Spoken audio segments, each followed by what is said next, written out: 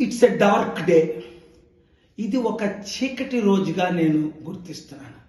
JD Lakshminarayana retired IPS officer, నాకెంత క్లోజో మీ అందరికీ తెలుసు.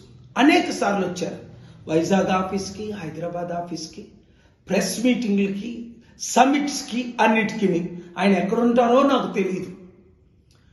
అలాంటిది ఈరోజు జై భారత్ అనే పార్టీ పెట్టారు. ఆయన ఆర్ఎస్ఎస్ అని అందరికీ తెలుసు, బజరంగ దళ, విశ్వ హిందూ పరిషత్ సపోర్టర్ అని.